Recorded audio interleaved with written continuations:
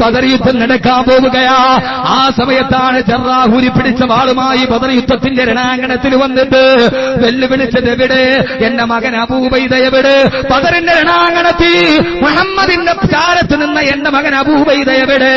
ആ അബൂബൈദയെ അവനോടല്ലാതെ ഞാനിന്ന് യുദ്ധം ചെയ്യുകയില്ല. സത്യാസത്യ ധർമാധർമ്മങ്ങൾ ഏറ്റുമുട്ടിയ ബദറിന്റെ രണാങ്കണത്തിൽ ഊരിപ്പിടിച്ച വാളുമായി പ്രിയപ്പെട്ട ജന്മ നൽകിയ പിതാവ് മകനെ അന്വേഷിച്ച് നടക്കുകയാ. എവിടെ? വിശ്വാസ പ്രമാണങ്ങളെ തള്ളിപ്പറഞ്ഞിട്ട് മുഹമ്മദിന്റെ ചാരത്ത് നിന്ന എന്റെ മകൻ ജറാഹ് എവിടെ? അവനോടല്ലാതെ ഞാനിന്ന് യുദ്ധം ചെയ്യുകയില്ല. ജറാഹ് ലഅനത്തുല്ലാഹി അലൈഹി അബൂബൈദയെ ചീത്ത വിളിക്കാൻ തുടങ്ങിയടാ തെമ്മാടി. എവിടെയാ ഒളിച്ചു നിൽക്കുന്നത്? ജന്മം നൽകിയ വാപ്പയാ വിളിക്കുന്നത്, ഇറങ്ങി വാടാ.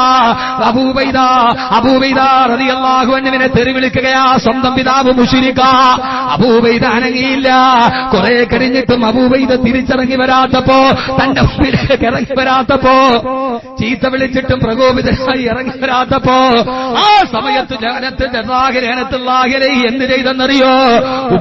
അബൂബൈദാന്റെ ഉമ്മാനെ ചീത്ത വിളിക്കാൻ തുടങ്ങി. നീ വഴിപടച്ച പെണ്ണിനുണ്ടായവളല്ലേടാ. ബദറിന്റെ രണാങ്കണത്തിൽ ചരിത്രം ഇങ്ങനെയാണ് സഹോദരങ്ങള്. തന്നെ ചീത്ത വിളിച്ചിട്ട് അബൂബൈദ പ്രകോപിതനായില്ല. ആ സമയത്താണ് അബൂബൈദ എന്ന തന്റെ മകനെ പ്രകോപിതനാക്കി തെരുവിലിറക്കാൻ തുടങ്ങി. തന്റെ ഉമ്മയെ ജറാഹിന്റെ ഭാര്യ തെറി വിളിച്ചു.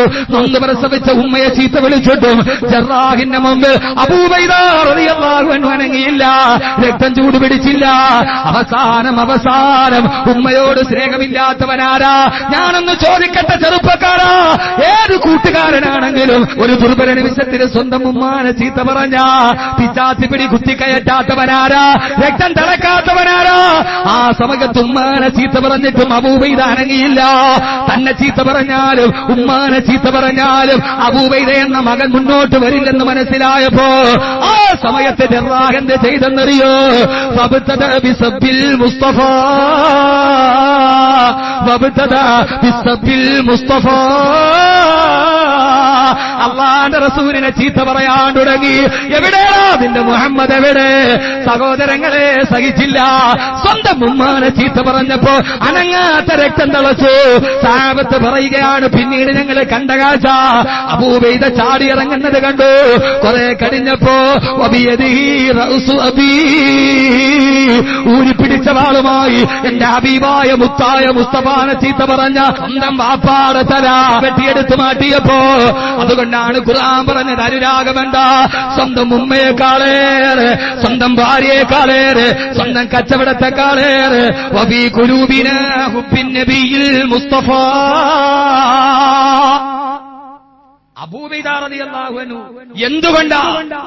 എന്തുകൊണ്ടാ ബഹുമാനപ്പെട്ട സയ്യിദനാ ഉമർ ഇബ്നുൽ ഖത്താബ് റളിയല്ലാഹു അൻഹു മരണാസന്നനായി അബൂലുലുആന്റെ കുത്തേറ്റിട്ട് കുടൽമാല മുഴുവനും വെളിയിലോട്ട് ചാടി.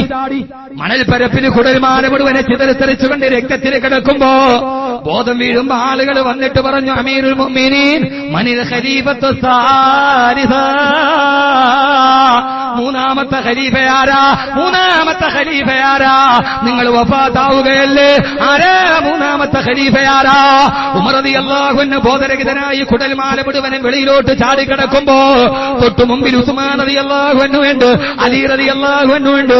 ബഹുമാനപ്പെട്ട ഉമർ റളിയല്ലാഹു അൻഹു പറഞ്ഞതെന്താ? ആരാന്ന് എനിക്കറിയില്ല, ചോദിക്കല്ലേ.